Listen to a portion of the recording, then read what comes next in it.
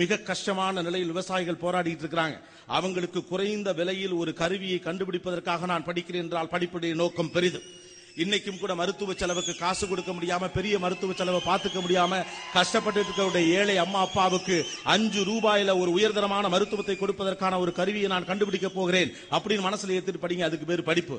சமூகத்திற்காக துளியும் கிள்ளி போடாத எந்த படிப்பின் மீதும் எனக்கு மரியாதை இல்லை, அல்லது அப்படி படிக்கவே கூடாது என்பதில் நான் தீவிரமாக நம்பிக்கையோடு இருக்கிறேன்.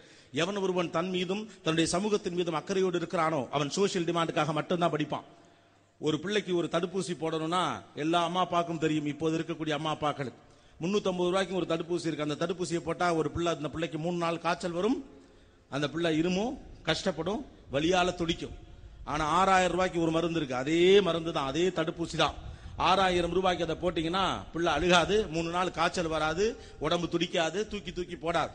காசு இருக்கிறப்ப 6000 ரூபாய் காசை கொடுத்து அந்த ஊசியை போட்டுக்கிறான். காசு இல்லைங்கிற ஒரே காரணத்துக்காக பிள்ளைய தவிக்க விட்டு அழுக விட்டுட்டு 350 ரூபாயை கொடுத்துட்டு பின்பக்கம் திரும்பி நின்றுகிட்டு பிள்ளை அழுகிறத பார்க்க முடியாத தகப்பனுக்கு பதில் சொல்ல முடியாத அறிவியலால் என்ன புண்ணியம் இருக்குது? What is the purpose of education? That ஒரு ஏழை இந்திய அப்பாவினுடைய மன உணர்வுக்கு பதில் சொல்ல முடியாத ஒரு அறிவியல் தேவையே இல்லை. The motto should towards the society, not towards the ATM mission. இந்த இளைஞர்களை நீங்கள் சுதந்திரமாக அனுமதிப்பதன் மூலமாக மட்டுமே அது சாத்தியப்படும். இந்த சமூகத்திற்காக ஒரு துரும்பை கிள்ளி போட வேண்டும் என்று நினைக்கக்கூடிய ஒவ்வொரு இளைஞனுக்கும் அறிவியல் என்ற மிகப்பெரிய ஆயுதம் தேவைப்படுகிறது. அதை கல்விக்கூடங்கள் கொடுக்கின்றன. ஆனா ஏற்கனவே நீங்க டிமாண்ட் ஒரு டிராஃப்ட் வச்சுட்டு அதுக்கு கீழே போனவன சொல்லாதீங்க. உங்களுக்காக ஏற்கனவே ஒரு செராக்ஸ் படிகளை போல பிள்ளைகளை உருவாக்கக்கூடிய மனநிலை பெற்றோர்களிடம் இருக்கலாம். நீங்கள் எல்லாம் பழைய இந்தியாவின் பிரஜைகள், ஏழை இந்தியாவின் பிரஜைகள். இவர்கள் பணக்கார இந்தியாவின் பிரஜைகள், வல்லரசின் பிரஜைகள். பயப்படாதீர்கள், ஒரு நாளும் உங்கள் பிள்ளைகள் சோடை போகவே போகாது. மிகச்சிறந்த குடும்ப நிறுவனத்திலிருந்து வந்த நம்முடைய பிள்ளைகள் தவறி போய்விடுவார்கள் என்ற பயம் உங்களுக்கு வேண்டாம்.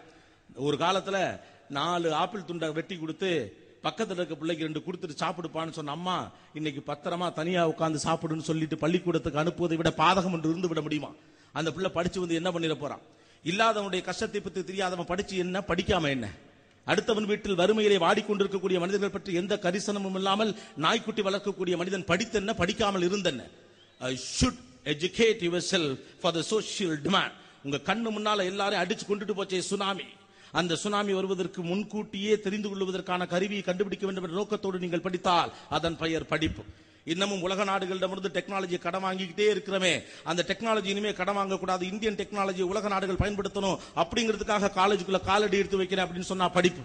ஏடிஎம் மிஷினுக்கு போறதுக்காக 80,000 சம்பளத்துக்காக, அமெரிக்கா ஆன் சைட்டுக்காக, அத்தை மகளை கல்யாணம் பண்றதுக்காக, பணக்கார வீட்டில் பொண்ணு எடுக்கிறதுக்காக நான் படிக்கிறேன்னா அதுக்கு பேர் படிப்பே கிடையாது. படிக்க வைக்கிறவர்களுடைய நோக்கம் என்னவாக வேண்டுமானாலும் இருக்கட்டும். படிக்கிற மாணவர்களின் நோக்கம் ஒன்றே ஒன்று, இந்தியா என்கிற தேசத்தின் பக்கத்தில் எவனுமே வர முடியாது என்கிற நிலையை உருவாக்குவது மட்டும்தான் உங்களுடைய ஒரே நோக்கமாக இருக்கிறது.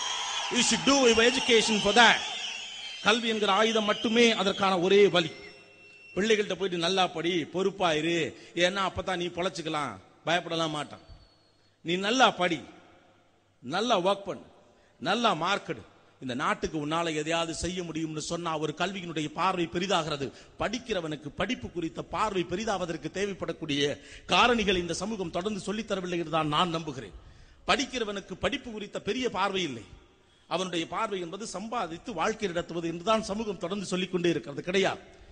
இதே 25 வயசுல படிப்பதற்கு வசதி இல்லாம தங்கச்சி கல்யாணத்துக்காக காசு சேர்க்கறதுக்காக துபாயில போயிட்டு பாலத்துல தலைகீழ தொங்கி பெயிண்ட் அடிச்சிட்டு இருக்கானே, அவனுக்கும் சேர்த்து படிக்கிறதுக்கு பேருதான் படிப்பு. மத்ததெல்லாம் சிலபஸ். சிலபஸை பத்தி எனக்கு கவலை கிடையாது. அடுத்தவனுக்கு இறங்குவதற்காக படிக்கிற படிப்பு மட்டுமே படிப்பு என்று நம்பக்கூடிய நிலையை வருகிற போதுதான் ஒரு சமூகம் உய்விக்க முடியும். ஒட்டுமொத்த சமூகத்தை மாற்றுவதற்கான வாய்ப்பு கல்வியால் மட்டுமே கிடைக்கிறது என்பதுடைய பின்னணி அதுதான். இந்த எஜுகேஷன்ல இன்னைக்கு அறிவியலை வைத்துக் கொண்டு இந்தியாவை அடுத்த இடத்திற்கு கொண்டு சேர்க்க முடியும் என்றால் அவனுக்கு இந்த தேசம் குறித்த கரிசனமும் கவலையும் பார்வையும் இருக்க வேண்டும். ஆனா அந்த கரிசனமும் கவலையும் பார்வையும் இல்லாம அவனை சுத்தி ஒரு குளோபை போட்டு இந்தியால எல்லாருமே சந்தோஷமா இருக்காங்கிற அந்த மனநிலையோடு பிள்ளைகளை வளர்க்க நாம் பெரும்பாடுபடுகிறோம். அவனை ஒரு பொது பிரச்சனைக்குள் தலையிட விடாமல் தடுப்பதிலே நம்ம துடிப்போடு இருக்கோம். நீ பத்திரமா பார்த்து பொழைச்சு போயான், பத்திரமா இந்த ஊரை பார்த்துக்கையான்னு சொல்லிட்டு அவனை காலேஜுக்கு அனுப்புங்க. அவனுக்கு தெரியும் அவன் என்ன செய்யணும். Don't dictate terms, tell him that what you have to do. அது போதும் அவனுக்கு. படிப்பு குறித்த பார்வை இந்த சமூகம் மாற்ற வேண்டும். இந்த கல்வியின் மூலம் தேசத்தினுடைய வளர்ச்சிக்கு உன்னால் ஒரு மிகப்பெரிய வேலையை செய்துவிட முடியும் என்ற நம்பிக்கையை நம் சமூகம் விதைக்க வேண்டும். இந்த படிப்பின் மூலமாக இல்லாதவனுக்கு உன்னால் எதையாவது செய்துவிட முடியும் என்ற நம்பிக்கையை அவனுக்கு உருவாக்கிவிட வேண்டும். நீ இந்த படிப்பின் மூலமாக விழுந்து கிடக்கிற உன்னுடைய தன்னம்பிக்கையை தூக்கி நிறுத்த முடியும் என்கிற ஒரு எண்ணத்தை பிள்ளைகளுடைய மனதில் ஏற்படுத்தாமல், படித்தால் 3 வேளை சோறு கிடைக்கும் என்று தொடர்ந்து சொல்லிக் கொடுத்தால் படிப்புக்கு நம்ம மரியாதை செலுத்தல, பெத்த பிள்ளைங்களுக்கு நம்ம மரியாதை செலுத்தல என்று அர்த்தம். வீடுகளும் கல்லூரிகளாக மாறி இருக்கிற அந்த பிள்ளை சொன்னிச்சு, பெற்றோர்களுக்கும் ஸ்டூடெண்ட்டுக்கும் இருக்கக்கூடிய ரிலேஷன்ஷிப் பத்தி சொல்லி வீடுகளும் அப்படித்தான் மாறி இருக்கிறது. பள்ளிக்கூடங்களைப் போல வீடுகள் மாறி இருக்கிறது. ஸ்வீட் நத்திங்ஸ் என்று வீடுகளுக்குள் எதுவும் நடக்கவே இல்லை. அப்பா பிரின்சிபல் மாதிரி இருக்கார், அம்மா ஸ்கூல் டீச்சர் மாதிரி இருக்காங்க, பசங்க 2 பேர் ஸ்டூடெண்ட் மாதிரி இருக்காங்க. டைனிங் டேபிள் எல்லாம் கான்ஃபரன்ஸ் டேபிளா மாத்தி ரொம்ப நாள் ஆச்சு. எப்படா இருக்க? நல்லா இருக்கியா? என்ன படம் பார்த்த? நல்லா படிக்கிறியாலாம் போச்சு. ஏன்டா ஒழுங்கா படிக்கல? அப்பா தான் கம்பெனியோட எம்டி, அம்மா கம்பெனியோட சிஇஓ. இவங்க 2 பேரும் எம்ப்ளாயி, ஒரு ஆம்பளை பிள்ளை ஒரு பொம்பளை பிள்ளை. 24 மணி நேரமும் வீட்டுக்குள்ள எதிர்கால திட்டம் பத்தி எக்கச்சக்கமா பேச்சு நடத்தி வாழ்க்கையே வாழாம வாழ்ந்தா அதன் பெயர் வாழ்க்கையா? What is the purpose of life? The very purpose of life is living. வாழுதலுடைய அடிப்படை நோக்கம் என்பது வாழுதல் தான். சாதிக்கிறது, ஜெயிக்கிறது, இமயமலையில ஏறி நிக்கிறது, அப்புறம் வேர்ல்டு கப் ஜெயிக்கிறது, அதெல்லாம் அப்புறம். வாழுங்க முதல்ல. வாழுவதற்கே பயமுறுத்துகிறது இந்த கல்வி. கல்வி என்பது விழுந்தால் எழுந்து கொள்ளலாம் நீ என்கிற நம்பிக்கையை தர வேண்டும். ஆனா கல்வி மூலமாக நம்ம பிள்ளைகள் எல்லாம் விழுந்துராதப்பான்னு பயமுறுத்திக்கிட்டே இருக்கும். விழுந்தாலும் நீ எழ முடியும் என்கிற நம்பிக்கையை தருவதற்கு பெயர் தான் கல்வி. விழுந்து விடக்கூடாது என்று அச்சுறுத்துவதற்கு பெயர் கல்வி கிடையாது. ஆனா நம்ம அந்த அச்சுறுத்தலை தான் கொடுத்துட்டு இருக்கோம். படிக்கலனா தோத்துருவ, படிக்கலனா தோத்துருவ, படிக்கலனா தோத்துருவ, தோத்துட்டு போன போங்கடாம்பா. 21 வயசுல வேற என்ன தோணும் அவனுக்கு? நீங்கள் சொல்லுகிற எல்லா விஷயத்திற்கும் எதிரான ஒரு விஷயத்தை சொல்ல வேண்டும் என்ற மனநிலை ஒரு பிள்ளைக்கு வீட்டுக்குள்ளேயே வருகிறது. ஒரு பையன் தொடர்ந்து தன்னுடைய வீட்டை தான் அதிகமாக நம்புகிறான். கார்பரேட்டுகளை கூட வீடுகளை போல மாற்றுங்கள் என்று சொல்லிக் கொண்டிருக்கக்கூடிய இந்த காலகட்டத்தில் வீடுகளை கூட கார்பரேட்டுகள் போல மாற்றிவிட்டோம். அப்பா சிஇஓ, அம்மா எம்டின்னு ஒரு ஃபேமிலி செட்டப்பே பயங்கரமா எப்ப பார்த்தாலும் பயங்கர எதிர்கால திட்டம் பற்றி பேச்சுவார்த்தை நடத்திக்கிட்டே இருக்கும்.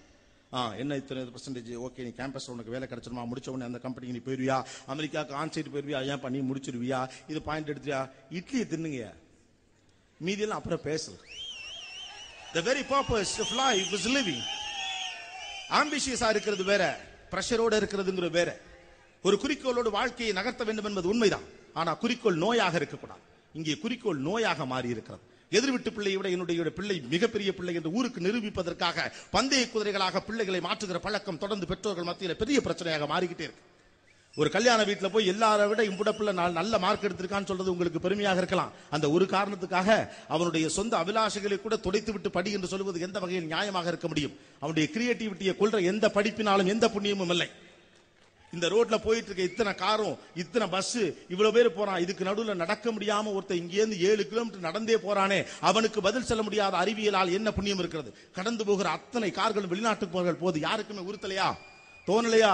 You are the engineers.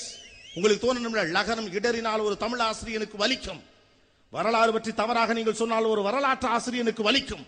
தெருவெல்லாம் வெளிநாட்டு கார்கள் தெரிகிறது, எல்லார் கையிலும் வெளிநாட்டு போன்கள் இருக்கிறது. நீங்கெல்லாம் இன்ஜினியர்ஸ், உங்களுக்கு வலிக்கணும். உலகம் முழுக்க இந்திய பொருட்களை பயன்படுத்த வேண்டும், அதற்கான பொருளை நான் தயாரிப்பேன், அதற்கான தொழில்நுட்பத்தை உருவாக்குவேன் என்று சொல்லுகிற திமிர்தான் அறிவியல். எனக்கு தெரிஞ்சு அதுதான். B is nothing but bachelor of energy, அவ்வளவுதான். அதைத்தான் நான் பார்க்க. இப்படி எல்லாம் பேசுறிய, நீ என்ன பண்ற அப்படின்னு தோணும்.